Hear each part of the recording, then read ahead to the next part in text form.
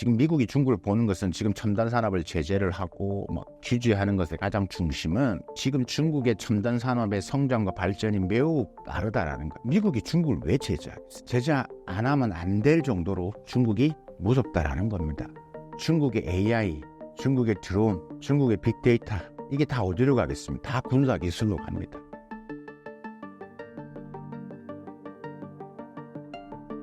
안녕하십니까. 제 신사임당 유튜브 방송 처음 나왔는데요. 저는 중국 경제, 미중 관계, 한중 관계, 특히 중국 요즘 제조 혁신에 대해서 현장을 보기 위해서 많이 중국을 지금 돌아다니고 있는, 그다음에 국내에서 강의도 하고 방송도 많이 하고 있는 박승찬 교수라고 합니다. 실제 중국 경제 상황은 어떤가요? 안 좋습니다. 확실히 안 좋죠. 예, 안 좋은데 제가 여러 번 다른 방송에서도 말씀을 드리지만 가장 큰 게 이 소비 심리 지수라고 하는 심리가 여전히 얼어 있습니다. 그래서 중국 경제에 대한 불신, 정책에 대한 불신, 또 불안감, 또 글로벌 경제, 미국이 중국의 제재에 대한 이런 불확실성, 그러니까 이런 산불의 심리가 여전히 있어서 제가 여러 도시를 가보는데 조금씩은 나아지고 있는 것 같지만 큰 돈을 쓰려고 하지는 않는 것 같습니다. 그러니까 여전히 돈을 아끼려고 하는 것 같습니다. 소비 침체 악순환으로 초라해진 중국인들의 현실은 어떤가요? 식당 줄도산이란 표현도 사실 조금은 동의하기 힘든 게 식당 문이 많이 닫았습니다. 그러니까 작년 안에 해서 올해 상반기까지 거의 식당 문을 폐업을 한 게 한 100만 개 된다고 해요. 그러니까 워낙 중국이 크니까 중국의 예를 들면 중소기업 수가 몇 천만 개가 되는데 식당은 훨씬 더 많겠죠. 그래서 확실히 이제 소비가 줄어드니까 식당의 문을 닫는 경우가 많아지긴 했다. 그건 분명합니다. 분명했고 비싼 음식을 지금 이제 특히 최근에 한국 매체에서 소개가 나왔죠. 그 머슐랭 관련해서 원래 비싼 음식인데 그 가격을 완전히 절반 이하로 낮추는, 그래서 가난뱅이 정식 이렇게 막 소개가 되었잖아요. 그만큼 이제 중산층의 조금 위에 있는 계층이 돈을 안 쓰는 거예요. 지금 핵심의 관점을 어떻게 보셔야 되냐면 소비의 양극화가 매우 심하다. 그러니까 돈이 많은 사람들은 영향을 안 받고 여전히 써요. 중국의 경제 성장을 지탱하고 있는 게 결국 중산층인데 이 중산층에서 조금 위에 있는 사람들이 지금 이제 머슐랭이나 조금 이제 한 끼에 20만 원 정도, 30만 원 쓰는 사람들인데 그런 사람들이 지금 내가 실물 자산, 부동산과 그다음에 금융 자산인 주가가 떨어지니까 자기의 자산이 확 줄어들 거 아니에요. 그럼 불안해질 거 아니에요. 앞으로도 잘 될 것 같이 보이지도 않아요. 그러니까 돈을 안 쓰니까 당연히 이제 외식 같은 거를 일주일에 한 3번 하든가 한 번 하고 조금 비싼 거를 안 먹으니까 당연히 이제 그런 식당들이 문을 닫기 시작을 한 거고, 그러다 보면 거기에 맞춰 식당들이 이제 반값 행사, 하물며 스타벅스 같은 경우도 워낙 비싸잖아요.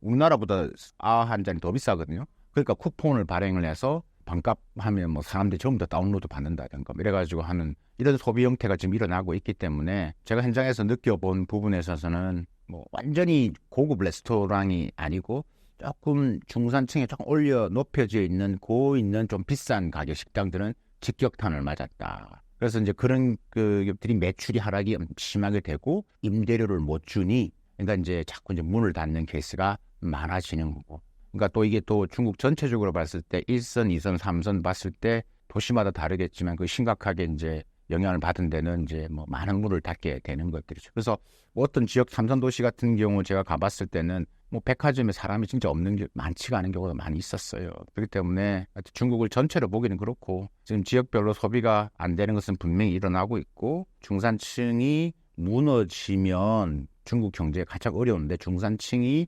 지금 이제 소비를 줄인다는 것은 경제가 어렵다는 이야기이기 때문에 그게 지금 감지가 되고 있는 것은 맞다. 중국 내 자산 하락과 저축 증가 현상이 나타나는 이유가 무엇인가요? 이제 하나씩 말씀드리면 일단 우리가 부동산이 이제 우리가 실물 자산, 중국 사람들의 집에 형성된 여러 가지 재산 중에 우리나라도 그렇지만 거의 60% 이상이 다 부동산입니다. 부동산 이꼬르 돈 버는 거. 여전히 지금도 돈 있는 사람 지방 같은 경우는 아직도 미련을 못하고 못 버리고 계속 부동산을 구입을 합니다. 그러니까 한 사람이 10채를 사고 이런 경우가 지금 많이 일어나고 있죠. 그래서 이 부동산 가격이 이제 실물 자산이니까 이게 이제 하락이 심각하게 벌어지고 있다. 사실 저는 초창기에도 이제 일선 도시는 괜찮았는데 일선 도시가 영향을 가고 있고 베이징 같은 경우도 20% 이상 떨어졌고 지금 뭐 상하이도 그렇고 이렇기 때문에 이는 실물 자산이 지금 하락 심각하죠. 이런 부분들이 이제 가장 큰 부분들이고 그다음에 이제 우리가 주식인데 아까 말씀드렸다시피 이는 금융 자산의 주식이 이제 맥을 못 추고 있었던 것들 이제 글로벌 자본들이 많이 빠져나가고 지금 최근에 FOMC가 지금 이제 빅컷을 했잖아요. 그래서 이제 좀 중국 정부가 안도의 한숨을 쉬긴 하고 그러니까 돈이 빠져나간 유출을 조금은 덜 할 거라고 생각을 하는데 그래서 이제 좀 안도의 한숨 쉬고 조금은 기대를 하고 좀 보고 있는데 어쨌든 주식 시장이 홍콩도 그렇고 상하이나 심진이 계속 안 좋았다. 그러니까 중국에 지금 주식 투자하는 사람이 얼마 정도 될 것 같습니다. 한 2억 2천만 명이 넘습니다. 그렇게 많은 사람들이 주식하는 사람. 그러니까 이제 그렇게 많은데 이제 그 사람들이 대부분 다 중산층이고 그 사람들이 제가 말씀드렸던 아파트를 갖고 있는 사람들. 그러니까 중국 부동산 가격이 그러니까 중국 부동산 지수랑 소비자 심리 지수가 거의 같이 갑니다. 이렇게 합니다. 그러니까 지금 부동산 가격이 계속 떨어지는데 소비자 심리 지수가 계속 떨어지고 있다는 이야기예요. 그래서 저희가 보는 지표는 가장 관심 있게 보는 소비자 심리 지수. 심리가 올라가면 부동산도 올라가게 돼 있고 소비를 씁니다. 그래서 소비자 심리 지수가 언제 회복되는 것인 게 지금 중국 경제 성장을 보는 앞으로의 변화를 보는 가장 관건이다라고 또 말씀을 드리고 싶고 또 하나 이제 제가 조금 다른 뭐 일반 전문가들하고 좀 다르게 보는 것 중에 하나는 뭐냐면 지금 지금 최근에 보시면 아시겠지만 뭐 모건 스탠이나 JP 모건이나 여러 가지 IB들이 중국 지금 경제 성장률에 대해서 지금 또 낮게 평가를 하거든요. 5에서 4.8 갔다가 4.8에서 지금 또 4.6으로 또 얘기를 하고 있거든요. 그러니까 지금 더 이제 시장 분위기를 지금 더 불안하게 만드는 거고 우리나라가 글로벌 IB들이 워낙 영향이 크기 때문에 중국 경제 성장률이 하반기가 좀 더 안 좋고 결국 올해 성장률은 지금 4.8까지 낮췄는데 4.6 이렇게 자꾸 이제 낮추는 이유는 거기에 따라서 우리도 그걸 받아 쓰잖아요. 그러니까 계속 지금 중국 경제 부정적인 이야기만 나오는데 저는 개인적으로 두 가지 거기에는 또 우리가 알아야 될 숨어있는 그들의 속내가 있다라고 봅니다. 뭐 그 이유는 부정적으로 보는 올해 GDP 성장률을 지금 최근에 하반기가 안 좋기 때문에 전망치를 지금 4.7, 6까지 내려왔는데 한 이유는 그 속내는 첫 번째는 이런 것 같습니다. 중국 정부는 계속 압박을 가하는 거죠. 돈 써라. 돈을 지금 정도 썼으니까 안 된다. 좀 왕창 풀어라. 양적 완화를 더 해라. 그 말의 의미는 결국 그거로 인해서 또 그들도 돈을 벌기 때문에 그 시그널을 자꾸 이제 주면 그들의 이런 평가 하나가 지금 계속 또 꼬리에 꼬리를 물고 전부 다 지금 부정적으로 이야기를 할 수밖에 없어요. 그래서 돈을 쓰라는 자꾸 시그널을 중국 정부한테 주는 거다. 두 번째 또 속내는 뭐냐면 결국 이 글로벌 투자에다 이거 우리가 말하는 월가 자본들이 지금 막 빼는 것처럼 보이지만 또 일반들이 투자를 지금 중국에서 빼지만 이게 더 최저가로 갔을 때 이 월가 자본들이 다시 중국 투자를 더 강화를 할 거라고. 그러니까 돈은 결국 월가가 다 벌어간다라고 저는 이제 보고 이 두 가지 관점에서 조금은 우리가 뭐 좀 조금은 볼 필요가 있다. 왜냐하면 그걸 그대로 받아 쓰는 우리의 언론이 있기 때문에 안 좋지만 그들의 속내도 우리가 알고 좀 객관적으로 중국 경제를 볼 필요가 있고 그다음에 그의 성장률을 좀 이해할 필요가 있다. 그러니까 지금 실물과 금융자산이 다 지금 힘드니까 소비를 지금 안 하는 거고 한 가지 더 강조를 좀 말씀드린다면 젊은 세대들이 더 좀 심하게 나타나고 있는 것 같아요. 제가 관심을 가진 젊은 세대들인데 우리나라에도 혹시 들어보셨나면 연호족이라고 들어보셨어요? 그러니까 이게 연호족이 뭐냐면 you only need one. 불필요한 소비를 하지 않겠다는 거예요. 불필요하게 막 이것저것 사지 않겠다. 지금 한국에서도 지금 일어나고 있는 거거든요. 그걸 연호족이라고 합니다. 근데 이와 비슷한 게 중국에서 지금 매우 심하게 지금 벌어지고 있는 게 지금 뭐냐면 바로 중국에서 이걸 뭐라 하냐면 중국어로 춘치엔다즈라고 하는데 춘치엔이란 말은 돈을 저축한다는 뜻이에요. 그러니까 다즈.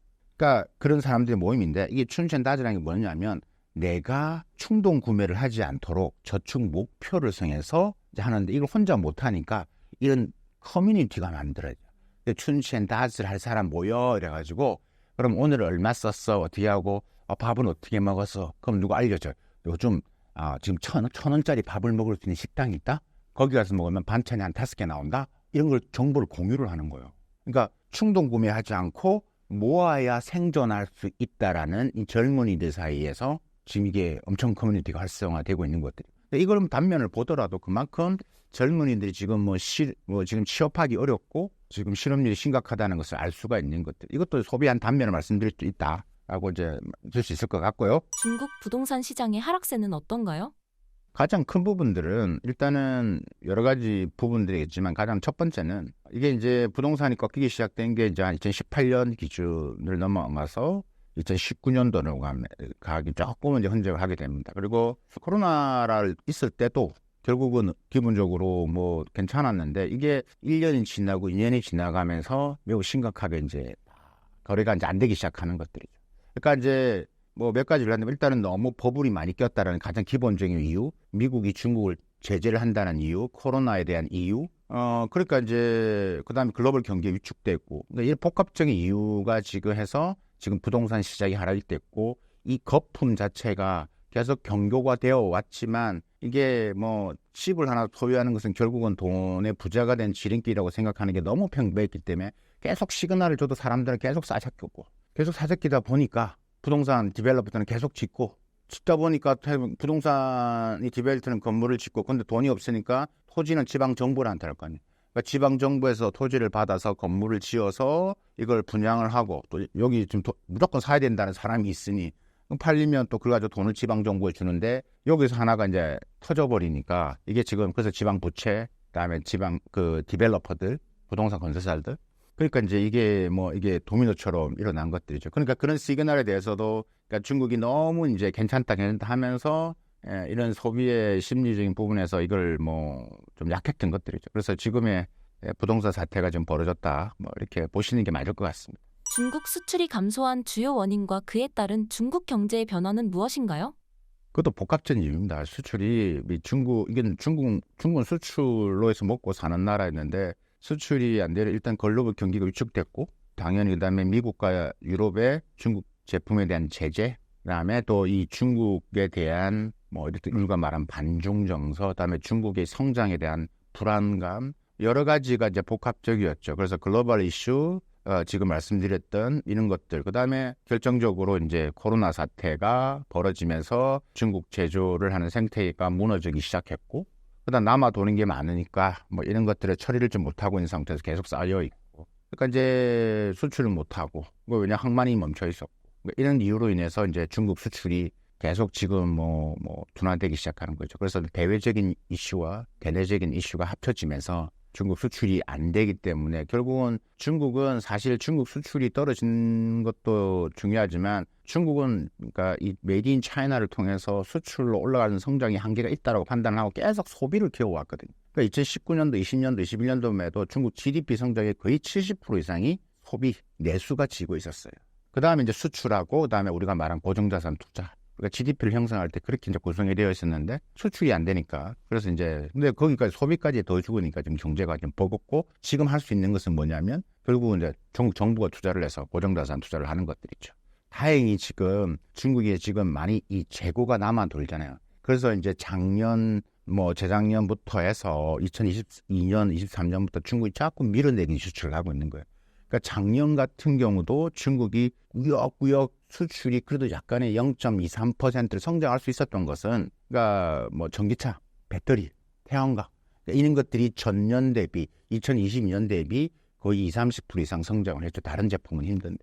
그러고 나서 또 한 축이 이제 우리가 알리, 테무, 시인 이런 것들의 뭐 이 저가 제품을 풀어내는 이런 밀어내기 수출로 인해서 버텼는데 이게 지금 글로벌 미국이나 유럽이 계속 지금 이제 제기를 하는 거고 관세를 때리겠다 하면서 더 지금은 상황은 녹록치 않은 거죠. 일단은 정확하게 팩트를 아셔야 될 게 중국 경제가 안 좋은 건 맞는데 중국이 경제 성장을 안 하는 건 아닙니다. 중국은 지금도 5%에 뭐 작년에도 그죠? 5% 정도 했기 때문에 올해도 2024년도도 지금 한 5% 내외로 하겠다라는 거죠. 그러면 중국이 경제 성장의 5%라는 것은 사이즈가 다릅니다. 1%가 가지게 하는 게 거의 뭐 한 2,500억 달러 이상의 그 ефեկ트를 가지는 거기 때문에 그러니까 중국 경제를 보실 때 항상 제가 강조하는 게 뭐냐면 이 중국 GDP의 절대 성장률을 보지 말고 성장의 크기를 봐라 이렇게 보는 게 맞거든요. 그러니까 중국 지도부에 지금 뭐 우리가 덩시어핑이라든지 2세대, 3세대 이제 장저민, 4세대 후진타오, 그다음에 지금의 시진핑까지 봤을 때 예전 중국이 한참 뭐 경제 성장을 할 때만 연속 10% 성장을 했잖아. 10% 성장할 때 그때 1%랑 지금의 1%는 사이즈가 다르죠. 그러니까 뭐라고요? 절대 성장률을 보여주면 성장 크기를 봐라. 그러니까 성장률이 안 올라가는 게 아니고 마이너스도 아니고 무너지는 것도 아니잖아요. 근데 우리가 왜 그럼 중국 경제성을 하냐면 중국 경제 성장 동력이 안 보이는 거지. 이렇게 보는 것들이 왜냐하면 여러 가지 문제가 너무 도드라져 버리는 게 지방정부 부채, 부동산, 소비 이런 게 지금 이걸 다 했는데 중국 정부가 언제까지 이렇게 돈을 써서 이 고정 자산 투자를 통해서 이걸 지탱할 것이냐. 그러니까 이게 이제 언젠가는 한번 터질 수 있다. 이런 고민을 하는 거거든요. 일단 그걸 자꾸 말씀드리고 가장 큰 것은 제가 볼 때는 미국이 중국 제재하는 것은 그렇다 치더라도 제가 볼 때는 코로나 3년이 중국한테 너무나 컸습니다. 이거는 경험하지 못한 것들이었기 때문에 코로나 3년 동안 제가 말씀드렸잖아요. 그래서 중국은 이미 수출에서 소비로 가기 위한 정책을 엄청나게 했는데 소비에서 이렇게까지 지금 지났는데 아마 중국 정부도 고민하고 있을 겁니다. 야, 소비 심리 이렇게 안 풀리나? 근데 진짜 현장에서 만나보면요. 저한테 뭐라고 하냐면 당신이 한번 3년 동안 격리해보라고. 그러니까 우리가 더 상상을 못한 진짜 정말 자살하는 사람도 있고 정신적으로 그런 경우도 많거든요. 있단 말이에요. 보도가 안 되는 경우 때문에 그로 인해서 너무나 많은 좀 꼬이기 시작된 거죠. 한번 겪고 나서 중국 공산당을 가장 지지했던 게 중국 MZ 세대들이었는데 그 애들이 마음이 변하기 시작한 거죠. 그래서 일단은 저는 이제 생각할 수 있는 부분에서는 첫 번째는 코로나, 그 다음에 미국의 대중국 제재가 계속 지금 강력하게 드러나고 있고, 그래서 대외적인 요소와 대내적인 게 합쳐지면서 지금 이제 심리적으로 불안해졌고, 일단은 중국 경제를 발목을 잡는 가장 큰 이유 중에 아닌가라고 이제 판단을 하고요. 시진핑 체제 이후 중국 경제가 다시 과거로 회귀하고 있다는 평가에 대해서 어떻게 생각하시나요? 사실 중국이 시진핑 정권이 이제 2013년도 들어와서 바뀐 게 뭐냐면 원래 그 당시 GDP가 한 6.7%, 한 7% 정도 6.7 정도 됐는데 2013년 들어서 미국이 중국을 제재하기 전 2018년도 딱 그때까지 이 경제 성장률이 조금 떨어졌지만 반대급부처럼 올라갔던 게 뭐냐면 바로 우리가 총요소 생산성이라는 거예요. 그러니까 전반적으로 이 GDP가 성장하기 위해서는 자본 투자, 토지라든가 노동 투입, 플러스에서 또 뭐가 이 기술 혁신이라는 거예요. 2013년도부터 이 시진핑이 들어와서 생각했던 게 뭐냐면 내가 원래부터 중국 경제가 이제 2등으로 들어왔다. 자기네. 2013년도에 시진핑이 들어올 때 중국 경제가 딱 이제 넘버 2가 됐을 때 중국이 넘버 2가 언제 됐냐면요. 그러니까 2009년도, 8년도에 독일을 추월하고 넘버 3가 됐고 2009년도, 10년도 사이에 일본을 추월하고 넘버 2가 됐어요. 그러니까 2013년도니까 시진핑이 들어올 때가 뭐였냐면 자기는 넘버 2로 들어왔어요. 그러니까 이제 그때부터 우리가 지투란 말을 썼는데 그러면서 자기가 했던 게 시진핑이 했냐 뭐냐면 두 가지의 관점을 첫 번째는 자기가 했던 부분에서 그러니까 경제의 디지털화 그러니까 여러 가지 혁신 차이나 디지털 차이나를 가속화시키겠다. 그러면서 총요소 생산성이라 아까 말하는 그것을 올리기 시작한다고. 그다음 또 하나 그게 하나였고 두 번째가 뭐냐면 이제 이는 공산당 중앙 집권의 중심적으로 좀 변하기 시작하는 것. 그러니까 더 힘을 모으기 위해서는 당이 강해져야 된다라는 것을 강조하기 시작합니다. 근데 이게 좀 이제 지금에서 우리가 봤을 때 좀 걱정이 되는 부분이긴 하죠. 네.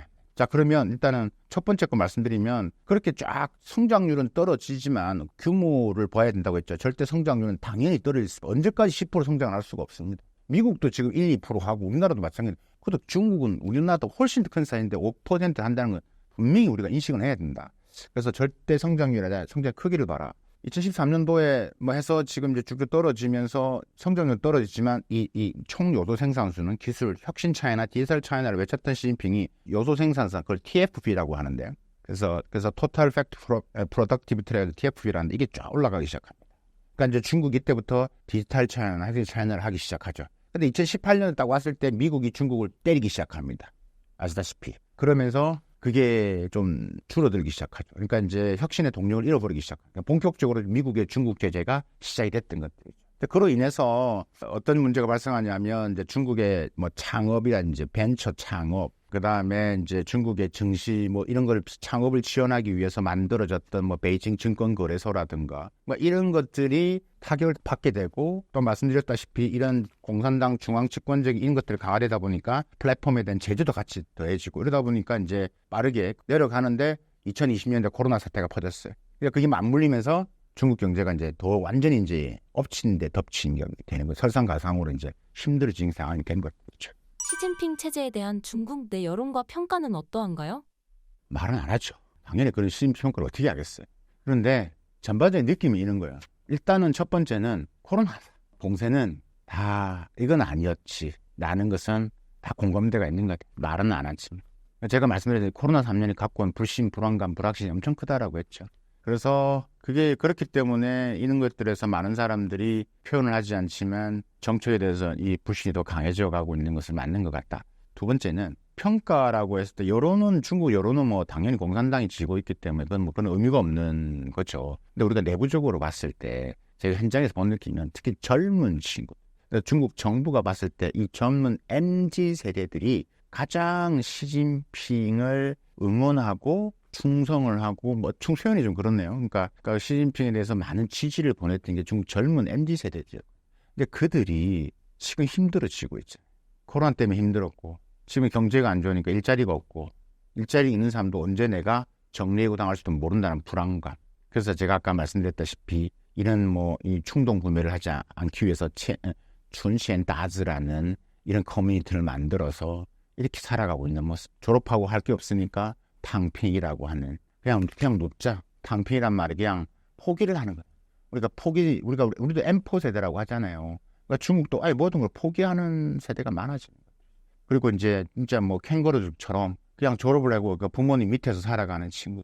이런 친구도 많아지는 이유는 결국 그들 입장에서는 당연히 MZ 세대 입장에 시진핑에 대해서 여러 가지의 불만이 있을 수 있겠죠. 그러니까 그 친구들은 우리가 아무리 중국에서 유튜브를 볼 수 없고 페이북을 못 하고 뭐 이런 것들 뭐 구글을 검색이 안 되지만 VPN을 통해서 다 알 건 다 안단 말이에요. 젊은 세대 엄청 나 보거든요. 그러니까 이런 문제점을 자기들이 알아가는 것들. 그래서 중국 정부가 이 MZ 세대들이 이런 불만이 커지는 것들에서 가장 고민이 클 거라고 저는 봅니다.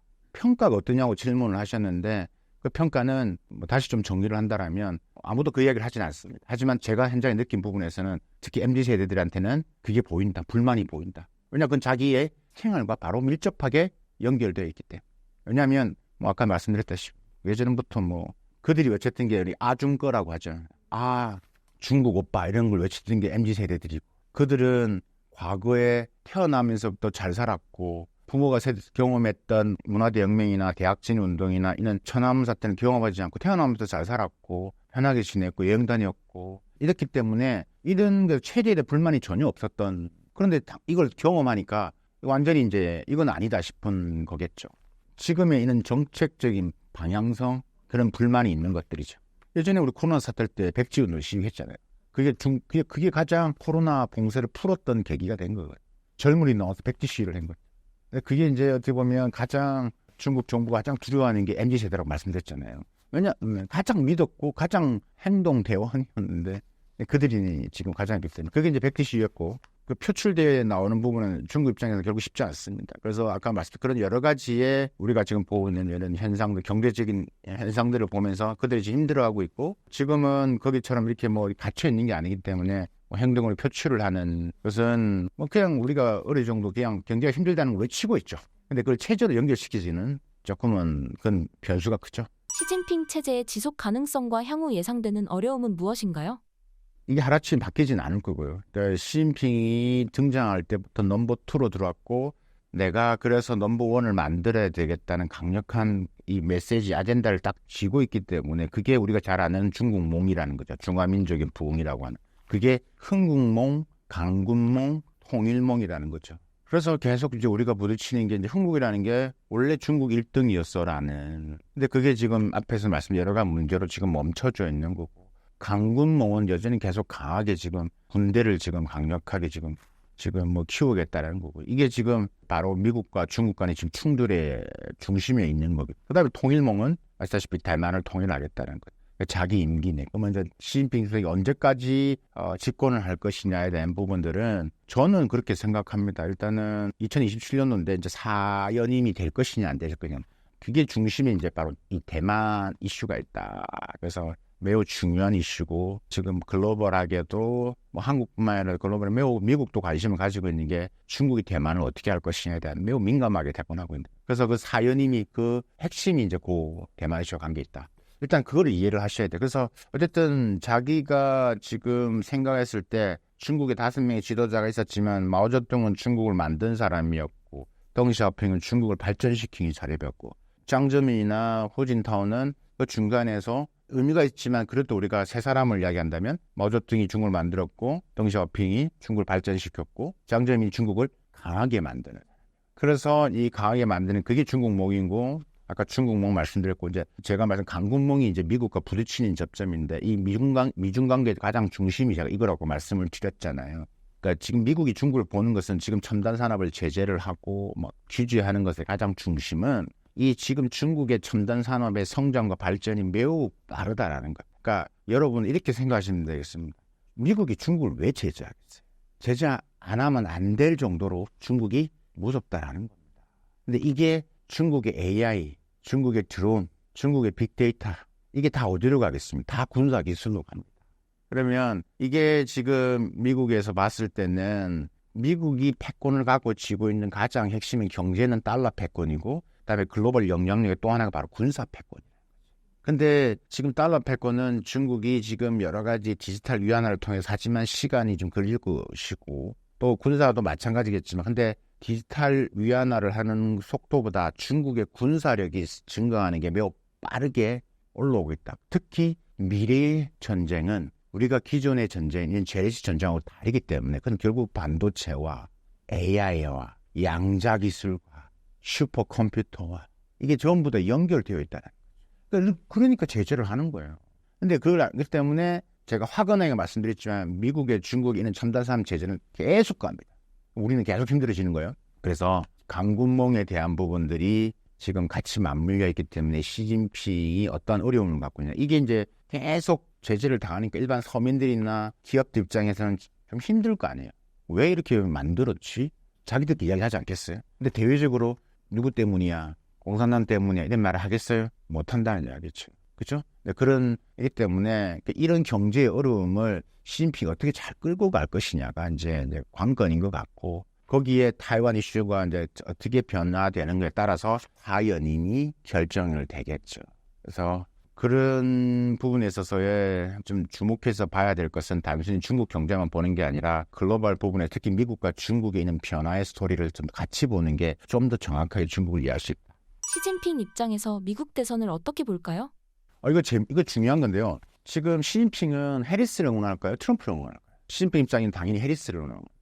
시진핑은 지금 중국은 지금 엄청 바쁩니다. 뭐 다 바쁘겠지만 특히 중국은 바쁩니다. 왜냐하면 트럼프 이 펜실베니아 피격 사건이 있고 전부 다 뭐였냐면 엄청난 이 시진핑까지 올라가는 보고서 한 장을 만들기 위해서 한 몇만 명의 전문가들이 다 필터링을 통해서, 그게 중앙부처도 있지만 지방 정부에서도요 전문가들을 통해서, 그러니까 만약에 트럼프가 왔을 때 미국이 어떻게 중국을 때릴 것이고 어떤 분야를 때릴 것이고 어떤 식으로 제재를 갈 것이고 그럼 우리가 어떤 식으로 대응해야 될 것이냐를 전부 다 분야별로, 그러면 반도체면 반도체 전문가들, 교수, 현장 전문가 다 해서 이렇게 올라옵니다. 어마어마한 데서 이게 올라온다. 그죠? 각 산업계, 지방 정부, 그러니까 뭐 오피니언이 들어가 쫙 올라올 겁니다. 또 그러고 또 그러고 또 그러고. 그러니까 이 필터링이 한 몇만 번을 해서 시진핑의 한 장짜리의 종이로 들어갈 겁니다. 다 그렇게 맞춰놨다고요. 근데 트럼프가 될 거라 생각했으니까 피격 사건 그때 있었다고 했죠. 근데 갑자기 바이든이 해리스를 지명하고 후보가 바뀌었어요. 이건 뭐 어찌 된 거죠. 그리고 지금 또 어떻게 뭐 하고 있냐면 지금 또 해리스 버전, 지금 해리스가 또 강력히 높아진다는 이야기도 있으니까 또 같은 컨셉의 지금 해리스가 됐을 때 지금 미국이 중국을 어떻게 제재할 것인지 똑같은 컨셉에 지금 또 필터링 또 해가지고 하고 있다. 그러니까 지금 정신이 없죠. 얼마 안 남았기 때문에. 결론은 뭐냐? 해리스가 되는 게 그래서 우리 중국은 낫다. 트럼프가 되면 예전에 1.0의 트럼프하고는 다르다라는 거죠. 예전에 1.0의 트럼프는 그냥 뭐 관세만 때리면 되고 뭐 기분 좋으면 뭐 같이 그죠? 뭐 딜만 하면 되고 내가 더 사줄게 이렇게 하면 되는데, 그리고 바이든이 하는 걸 봤잖아. 이것도 먹히네. 그래서 바이든식의 먹히는 방법, 그러니까 동맹 국가들과 같이 하는 방법, 제재를 어떻게 하는 건지 이런 것들도 괜찮다고 본 것들. 그러니까 트럼프 1.0에 플러스 바이든이 해왔던, 그래서 묶고 더블로 가는 형식으로 트럼프식이 오면 불확실성이 너무 강해지는 거예요. 그러니까 이거는 감당이 안 되는 거예요. 그러면 해리스는 기본적으로 바이든의 분위기죠. 그대로 갈 가능성이 높아요. 그럼 바이든은 뭐냐면 중국을 완전 죽이지 않았다. 그러니까 제재를 하는데도 뭐가 있었다고요? 공간이 있었다. 완전히 숨을 조르지를 않았다. 그러니까 트럼프가 항상 이야기하는 거죠. 그러니까 중국이 자꾸 저렇게 하는 거예요. 하려면 확실히 해야 된다는 거예요. 그러니까 또 중국 입장에서 이미 바이든이 익숙해져 있어. 그다음에 우리가 어릴 때 또 중국의 여러 레이더망을 통해서 여러 가지 로비나 이런 것들을 많이 했기 때문에 이미 많이 형성되어 있단 말이에요. 그럼 그 선에서 일어나기 때문에 당연히 해리스가 되기를 더 바라죠. 뭐 민주당보다 공화당이 훨씬 더 반중의 정서가 강하기 때문에 지금 그렇게 지금 중국에서 매우 정신없습니다. 지금 그렇게 보시면 필터링 계속 일어나고 있다. 종이 시민들 한 장한테 보여주기 그 한 장을 위해서 몇십만 장, 몇백만 장이 미처 전문가들부터 해서 거르고 올라가고 있던 단계다. 총도 온대고 있다고 보시면 됩니다. 한중 관계의 현재 상황에 대해 어떻게 평가하시나요?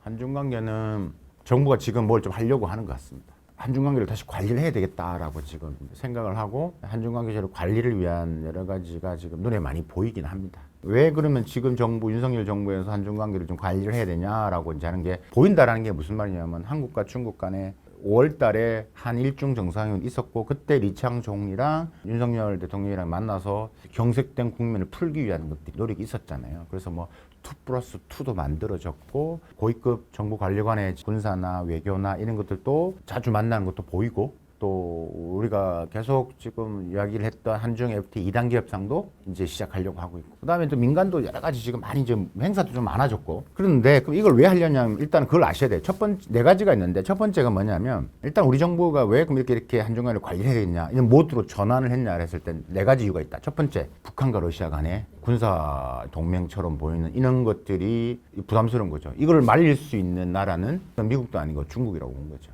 왜? 중국도 싫어할 거야. 북한과 러시아가 짝짝꿍하는 것은 중국도 솔직히 부담스럽거든요. 말은 표현하지만 부담스럽다고. 그럼 이것을 심리적으로 터치해줘야 돼. 그러면 중국도 오케이 할 거야. 그래서 우리가 해서 이걸 좀 막자라는 식의 첫 번째 이유가 이제 그런 이유가 있는 것 같고 두 번째는 11월 이제 미 대선 결과가 우리 입장에서는 트럼프가 돌아오면 이건 좀 복잡해져. 우리가 지금 바이든 행정부 다 맞춰놨잖아요. 맞춰놔서 이제 미중 관계, 한중 관계, 혹은 한미일 관계, 북미 관계 다 이렇게 있는데 이게 지금 다 흐트러진다는 거예요. 그러니까 트럼프가 오면 지금 아까 많다는 거죠. 그러면 우리가 지금 다 공을 들여 했는 것들이 완전히 처음 다시 가야 되는 여러 가지 이슈 문제가 있기 때문에 외교 정책의 지형이 변하기 때문에 그러면 한중 관계도 관리를 해야 된다라는 여러 가지의 이제 이런 필요성이 대두됐다. 이게 두 번째고 세 번째가 우리가 여러분 잘 아시다시피 뭐 한미 동맹이 워낙 강화됐고 그다음에 우리 한일 관계도 개선이 많이 됐잖아요. 이제는 한중 관계 관리해도 된다라는 이제 왜냐하면 한중 관계를 너무 놓아뒀다, 너무 신경을 안 썼다 이런 전문가들 뭐 저를 포함한 많은 전문가들이 칼럼이나 여러 있는 목소리를 내왔거든요.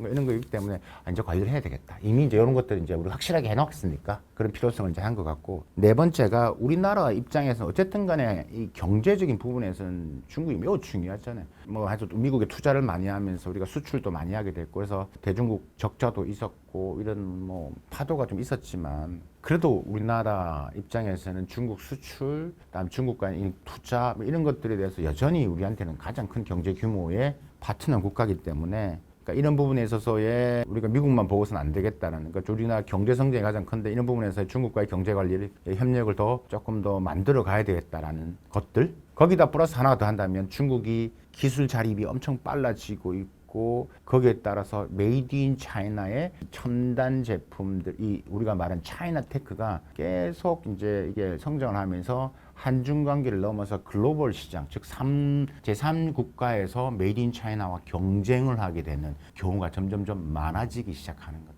그러니까 이런 네 가지의 종합적인 측면에서 한중 관계를 관리를 하고 있다. 해야 되겠다라는 필요성이 저는 이제 분석을 하는 거고요. 뭐 아까 어떻게 보시냐고 질문하셨기 때문에 이런 이유 때문에 관계 우호 모드를 좀 만들어가고 있는 게 좀 보인다. 중국 내 한국에 대한 시각은 어떠한가요?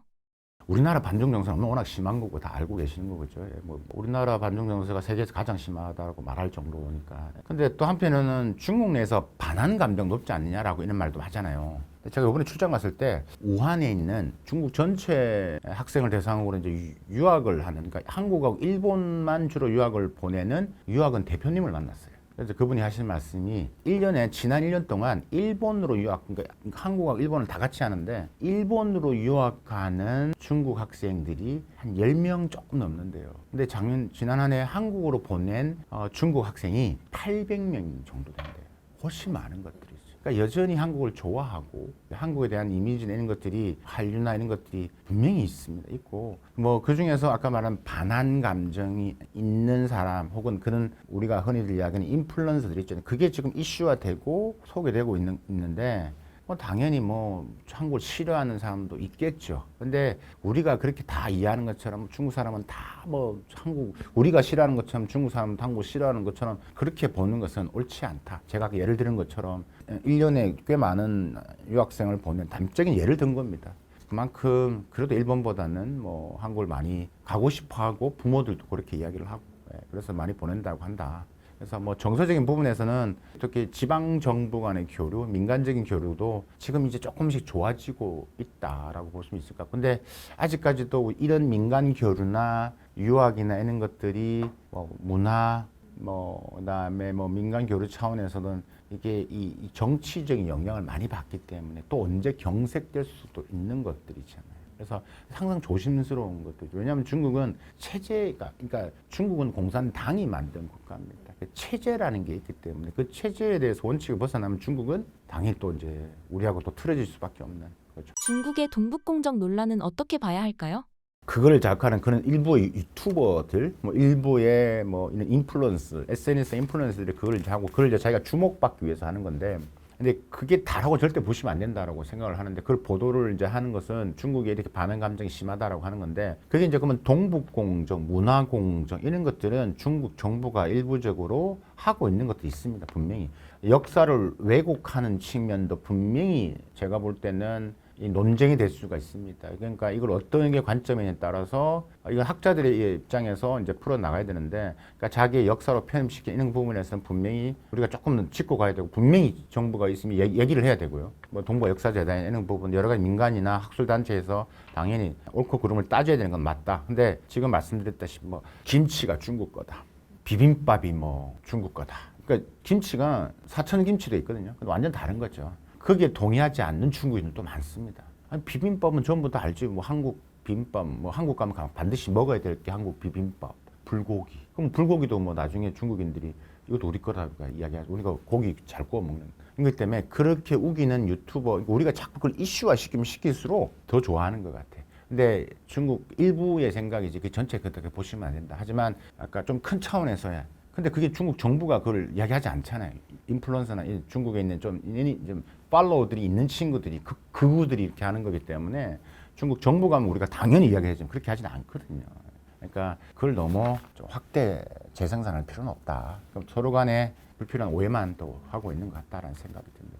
현재 한중 경제 관계의 주요 과제는 무엇인가요?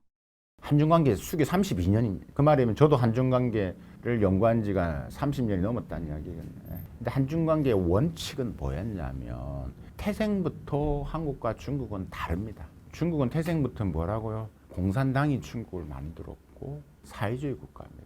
그러니까 항상 근데 그 32년 동안 뭘로 버텨왔냐면 흔히들 한중 관계가 어려울 때마다 항상 한국이나 중국이나 이야기해왔던 뭐 예를 들면 구동존이 뭐 구동화이, 이게 무슨 말이냐면 서로의 다름을 인정하자는 거예요. 그리고 체제는 이야기하지 말고 우리가 같이 붙어 있으니까 경제 협력을 하자. 그래서 이 원칙이 이제 안 되면 한중 관계는 계속 그냥 뭐 적과의 동지, 그러니까 계속 가까이 하긴 너무 먼 당신이 돼버리는 거죠. 계속 시진핑이나 주석이나 웬만 하는 게 항상 중국 가면 무슨 이야기를 하면 한중 관계는 뭐 이렇게 이사 갈 수 없는 이유, 움직일 수 없잖아요. 이런 이야기를 하는 것처럼. 그러니까 지난 한중 관계 32년 동안 그래도 우리가 해왔던 것은 한국이 잘 살아왔고 중국이 뭐 그 혜택을 뭐 그러니까 한국의 경제 성장해왔고 우리나라가 수출을 많이 했고 수출을 했을 때 초기입니다. 그렇게 해서 막 수출을 하고 우리나라 기업이 투자를 하고 돈을 많이 벌고 그러면서 중국도 같이 성장을 해왔고 결정적으로 중국 2001년도에 WTO 가입하면서 중국이 엄청난 메이드 인 차이나를 팔아면서 성장을 계속 해왔어요. 그러니까 우리나라 경제 성장도 중국의 성장과 같이 갔고 초창기 때 중국이 성장할수록 우리나라가 또 많은 투자를 했고 해왔다라는. 그러니까 정말 경제적인 성장을 서로 간에 상호 우리가 보완적이라고 하죠. 그러니까 잘 맞았던 것들이지. 그러니까 충돌할 게 없었죠. 산업 우리가 그런 말을 뭐라고 하냐면 그러니까 산업 간 무역을 했어요. 그러니까 충돌이 안 되고 우리가 중국이 농산품을 하면 우리는 공산품을 팔고 우린 중국 거 싼 걸 가져서고 중국 우리가 이제 제품 좋은 걸 쓰고 이런 게 이게 산업 간 무역이었는데 이제 세월이 흘러가면서 이 산업 내 무역 중국도 반도체 한다고 그러죠. IT를 한다고 그러죠.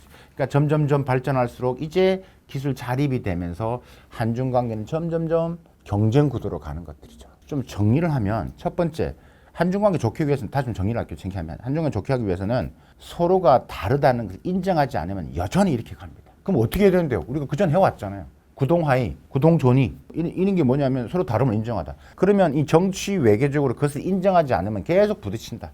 중국은 이런 체제에 안 맞으면 결국은 보복을 하는 나라고 결국은 같이 가지 않을 겁니다. 그러면 그게 다 기업들한테 자연적으로 파급이 될 것이고 그럼 비즈니스가 될 수가 없는 거죠. 그러니까 이거를 어떻게 할 것이냐. 그냥 우리는 무조건 뭐 사회주의이기 때문에 우리하고 안 맞아. 너랑 나랑 안 맞아. 그럼 안 하자는 이야기예요.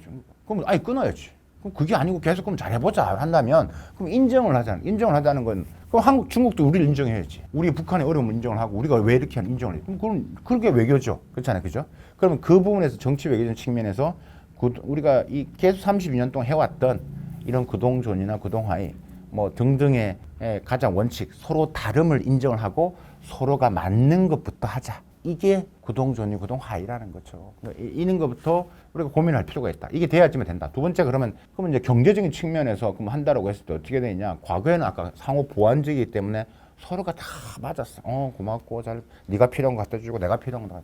근데 이게 세월이 흘러가다 보면 중국이 발전이 쫙 올라간다고 그랬죠. 특히 제가 걱정하는 게 이겁니다. 이게 매우 중요한데 한중 경제 협력의 이 폭력의 초점 포인트가 점점 작아지고 있습니다. 그러니까 계속 제가 말씀드렸던 산업 내 무역, 산업 내 경쟁으로 지금 들어왔기 때문에 이제는 지금은 제가 볼 때는 우리나라가 앞으로 대한민국을 먹여 살리고자 하는 이 먹거리 산업들 우리가 이야기하는 뭐 4차 산업혁명 기술, 뭐 AI든 우리가 배터리든 뭐 전기차든 모든 분야에서 중국하고 무조건 다 지금 부딪힐 것으로 보입니다.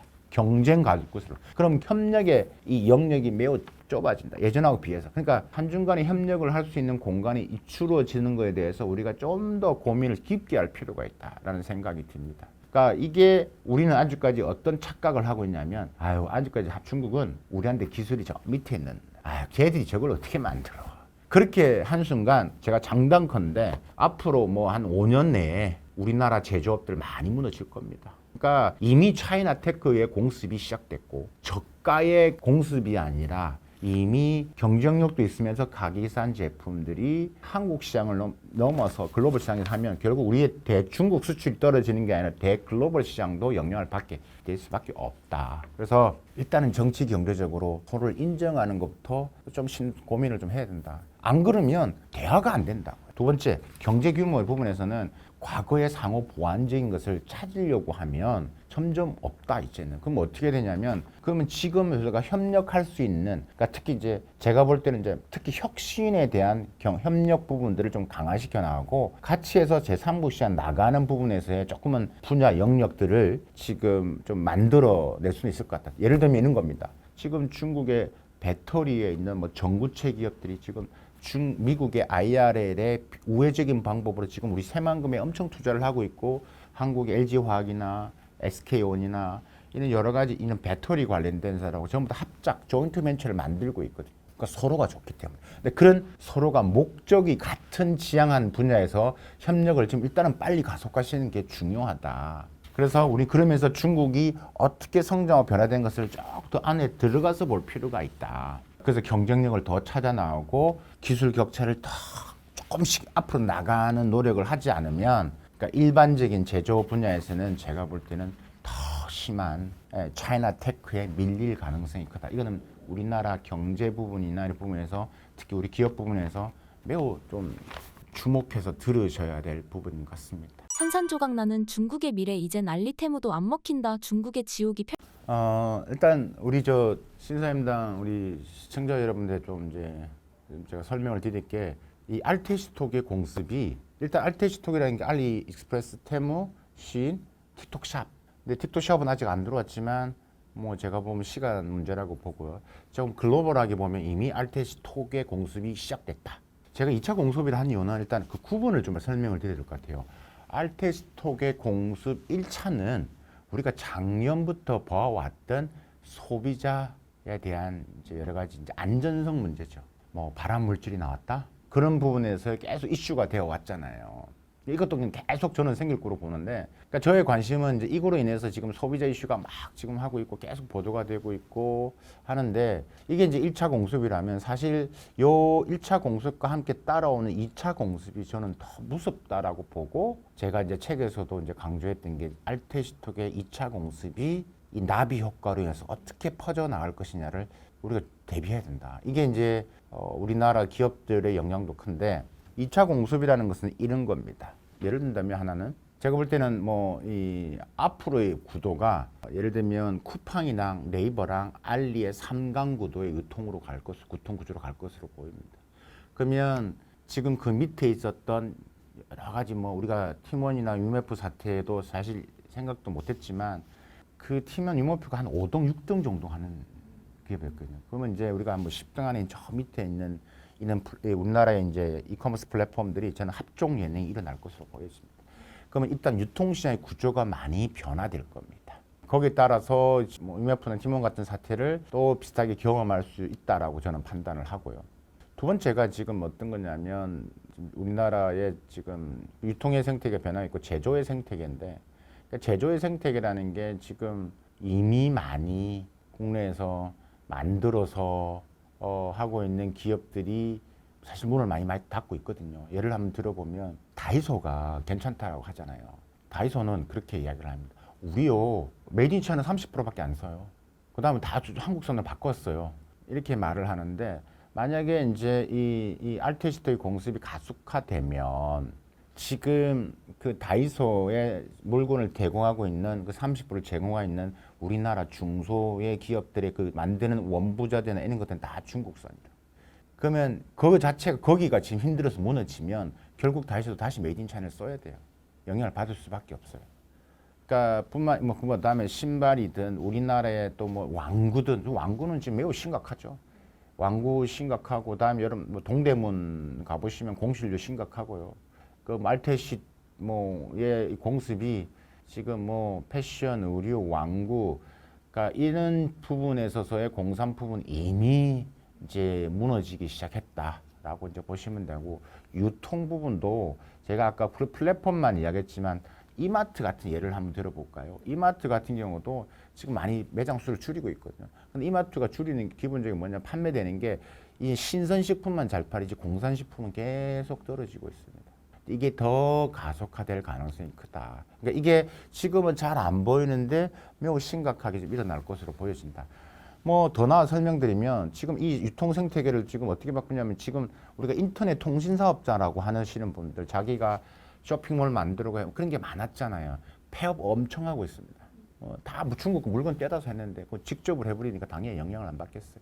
그러니까 이제 이런 것들, 이제 1차에서 2차 공습으로 넘어가는 건데, 지금 제가 이제 삼성전자나 LG전자가 위험할 수 있다, 그러니까 매출이 하락이 될 수밖에 없다라고 이제 보는 이유는 뭐냐면, 지금 이 알테시톡의 2차 공습의 핵심이 뭐냐면 한국 시장을 어떻게 활용하느냐는 거예요.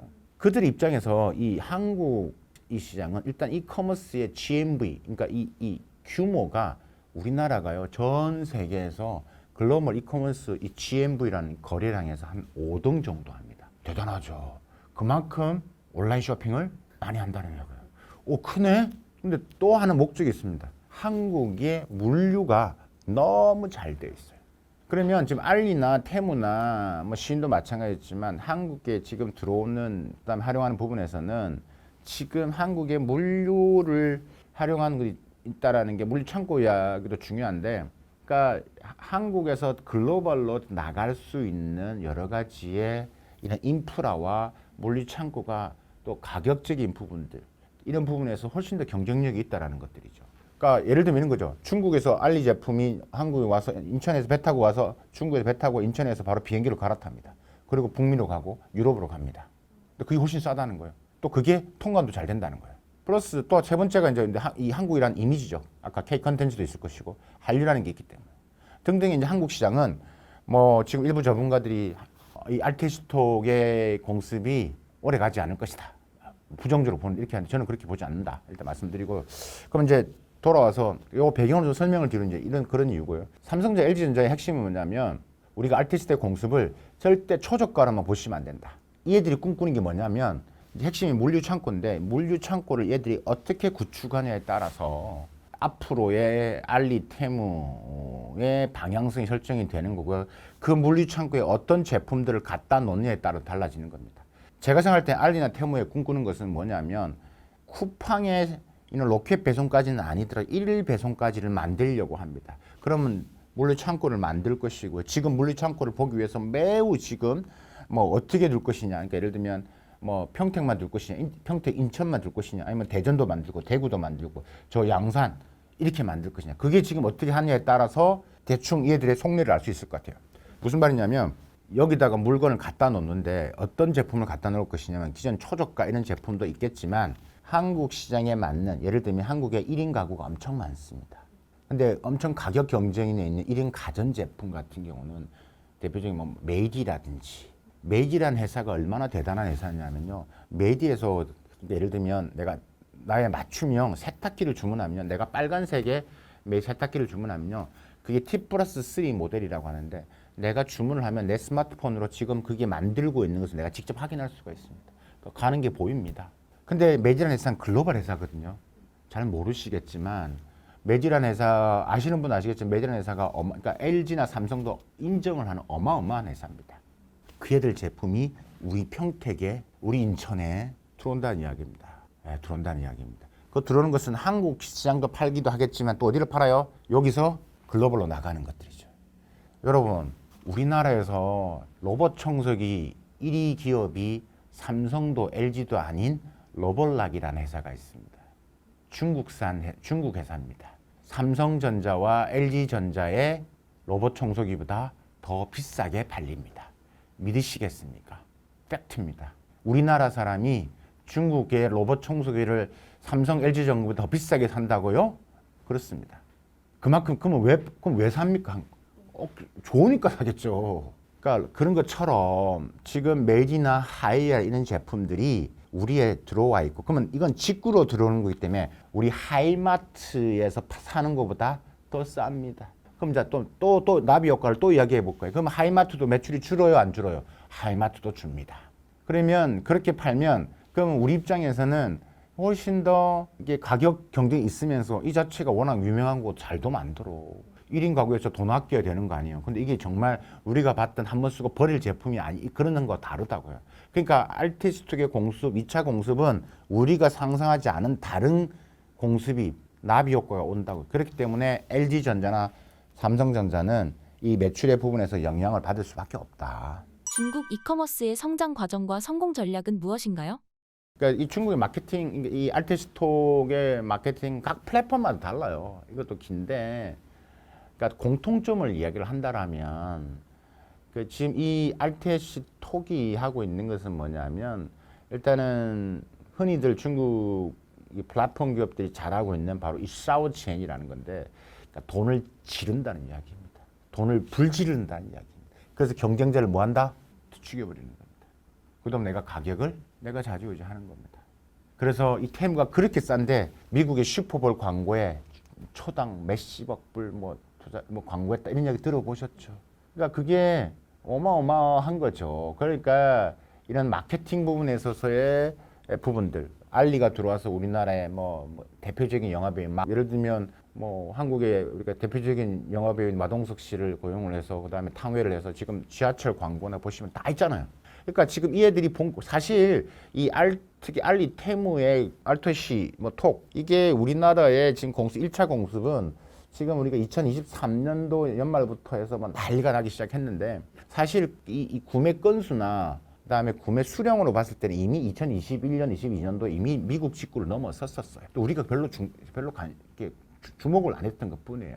근데 2023년도 초에 알리익스프레스가 법인을 만들고 마동석이 나오고 형이 다 해줄게 해가지고 갑자기 막 모든 광고를 해버리잖아요.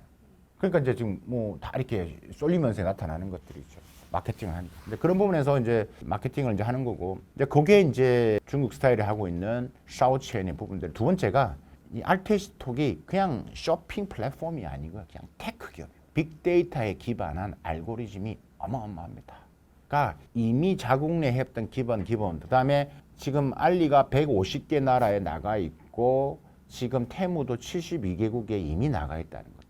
그러니까 그렇기 때문에 거기에 기반한 딱 맞춤에 있는 마케팅이 있는 타겟팅, 그다음에 그게 이제 가장 또 큰 거고요. 세 번째는 이 알테시톡이 정말 잘하는 이 다크 패턴을 활용한다는 거죠.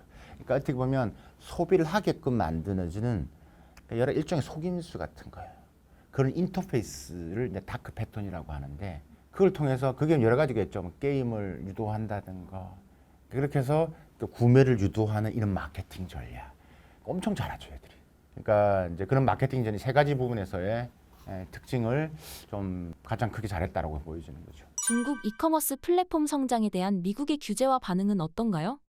미국은 제가 이 현장을 미국에서 봤는데 테무가 2022년 9월 달에 만들어졌어요. 테무가 만들어지면서 그래도 태생적으로 북미 시장을 들어가기 위해서 만들었어요. 제가 2022년 9월에 제가 미국에 있었고요.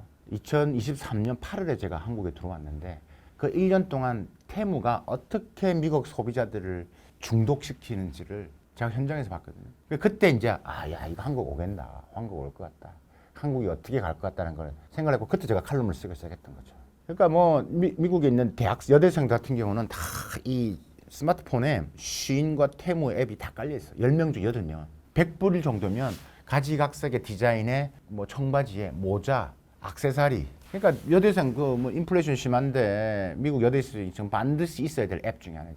그러니까 순식간에 이제 미국의 젊은 여대생들을 완전히 이제 장악해. 그러니까 지금 이제 심각한 게 뭐냐면 그러니까 미국을 물어보셨는데 지금 우리나라도 심하지만 미국 내가 지금 가장 미국 플러스 유럽도 마찬가지지만 이 아티스트의 공습은 전 세계적입니다. 특히 어느 나라? 미국입니다. 그래서 지금 미국은 딱 이런 겁니다. 중국 이 알테시톡은 미국의 정보를 빼나간다. 미국의 데이터를 가져간다. 예를 한번 들어볼까요? 지금 미국 인구가 3억 4천만 명인데 지금 틱톡을 사용하는 인구가 1억 7천만 명입니다. 미국 인구의 반이 틱톡을 갖고 놉니다.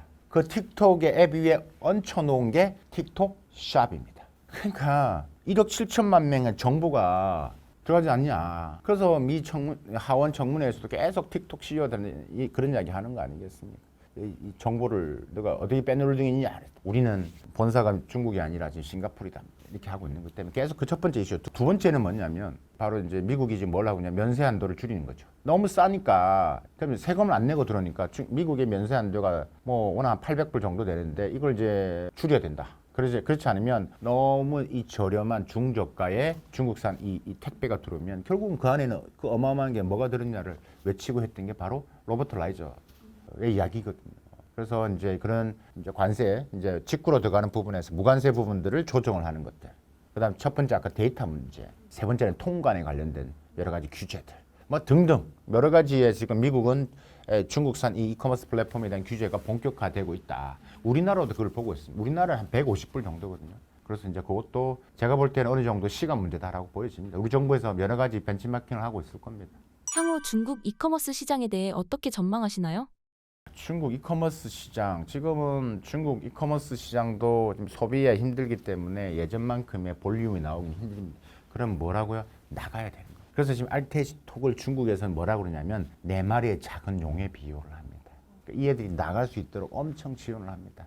작년에 경제가 안 좋을 때도 이 애들이 엄청 팔아제꼈다고 했죠. 그렇기 때문에 이커머스 플랫폼들 같은 경우도 이제 승자만 살아남는 지금 알테시톡 이 4마리 이 플랫폼들이 살아남고 나머지 또 아마 앞쪽 연행에서 정리가 될 것으로 보여지고 글로벌로 나가는 형태가 글로벌 공습은 더 강화될 것이고 그 뒤에는 중국 정부가 지원을 할 것으로 보여진다. 글로벌 이커머스에서 부분에서는 결국은 미국의 아마존과 한국의 쿠팡이 있다라면 어느 정도의 큰 볼륨에서 치열한 경쟁 구도, 특히 한국 같은 경우는 저는 그렇게 전망을 합니다. 앞으로는 쿠팡과 네이버와 시커머스 간의 이런 구도 속에서 유통이 빠르게 변할 것 같고, 그러니까 아마존은 바로 하기 쉽지 않겠지만 지속적으로 아마존과의 경쟁을 이제 해 나가면서 시장을 더 공습할 가능성이 크다. 알테시톡의 전망은 결코 지금 이렇게 규제를 한다고 해서 그들이 이렇게 축소가 될 것이냐 그렇게 보진 않는다. 미국이 면세 한도를 줄인다고 하더라도 초저가의 경쟁이 있기 때문에 여전히 중독되어 있는 사람들은 쓸 것이고, 그다음에 지금 한국 시장에서의 알토시톡의 공습은 제가 이번에 알토시톡 공습이라는 책에서 강조를 많이 하고 있는데, 우리 정부가 어떻게 해야 되고 어떤 나비 효과가 일어날 것인지를 하고 있는데, 우리가 생각하는 그 이상으로 시장을 더 확대해 나가면서 우리의 산업 생태가 정말 많이 무너질 것으로 보여진다. 특히 지방 경제 같은 경우 우리나라 지방 정부에 가보시면 예를 들면 산업 공구를 파는 거리도 많고요. 그러니까 거기가 다 이제 무너질 거라고 보여져요. 그러니까 태무 가보시면 아시겠지만 공구함 4단짜리가 위에는 망치, 뭐 벤치 다 들어가 있고 여긴 줄자 들어가고 있고 이 4단짜리가 990원에 팝니다. 그 망치 하나마다 990원 넘을 거 아니겠어요? 뭐 다른 거 다 뭐 안 좋다고 버린다 하더라도. 그러니까 게임이 안 되는 거예요. 그렇기 때문에 그럼 거기에 있는 그 몇십 년 동안 유지했던 그 예를 들면 뭐 어느 시의 공구 상가거리, 뭐 지금 서울의 창신동에 있는 뭐 왕구거리, 문구거리 다 문 닫는 거예요. 그럼 문 닫으면 그분들이 뭐 해야 돼요? 그럼 뭘 해야 되는데 그러면 일자리가 줄어드는 거예요. 제조 공장에도 좀 일자리가 주는. 그러니까 결국은 이 지방 경제가 추가되는 이 허리 역할을 해왔던 제조와 유통 소상공인들이 즉각적 영향을 받으면 결국은 일자리가 줄어들게 되는 거고, 그게 이미 뚝이 좀 무너지면 그때는 늦다. 그러니까 지금 우리 정부가 2차 공습이 어떻게 펼쳐질 거에 대해서는 분명히 인식하셔야 하고, 준비하지 않으면 우리가 생각하는 그 이상의 나비 효과가 곧 우리 눈앞에 펼쳐질 수 있다. 마지막으로 신사임당 구독자분들께 한 말씀 부탁드립니다. 저는 좀 긍정적인 내용을 드리고 싶지만 지금 상황이 좀 안 좋기 때문에 자꾸 부정적인 이야기를 하는 것 같은데, 크게 두 가지인 것 같습니다. 첫 번째는 중국 경제가 어렵지만 우리가 생각하는 이상은 중국 경제가 이렇게 꼬꾸라진다라고 보시는 것은 옳은 방향은 아니다. 중국이 그렇게 현재할 때 우리가 어떤 것을 할 수 있을지 우리의 이익의 관점에서 활용하는 게 중요하다. 어떤 데 투자를 해야 되고, 실제 열가 자본들이 저렇게 말을 하지만 또 돈을 어떻게 투자하는지 잘 유심히 볼 필요가 있다라는 거. 돈을 그렇게 벌더라는 거지. 그래서 이제 그런 부분에서 중국 경제를 좀 관찰하는 게 중요하고, 두 번째는 미중 간의 충돌과 대립은 그냥 뭐 디리스킹이라고 이야기를 하는데 저는 그냥 디커플링으로 봅니다. 그러니까 미중 간의 지금 이런 구도 속에서 중국이 더 빠르게 기술 자립, 혁신이 일어나고 있다. 그러니까 미국이 중국을 막 제재를 한다고 했지만 그걸 계기로 인해서 중국이 기술 자립의 속도가 저는 더 빨라졌다고 생각합니다. 중국이 안 좋은 면을 보이지만 중국이 또 다른 면에서 이런 면도 보시라고요. 중국 소비가 안 좋으면 맞는데 그 옆단에서는 때리니까 이 기술 자립을 위한 모습들이 으쌰으쌰하는 모습도 눈에는 보인다는 거죠. 그게 지금 우리 산업 현장에 나타나고 있다는 겁니다. 그래서 뭐 크게 있는 두 가지 관점에서 제가 이제 우리 신사임당 구독자 여러분한테 좀 기억하셨으면 좋겠다. 그냥 안 좋으면 안 좋다 이렇게만 보지 마시고 다층적으로 입체적으로 중국 경제와 미중 간에서 일어나는 중국의 변화를 볼 필요가 있다라고 생각을 합니다.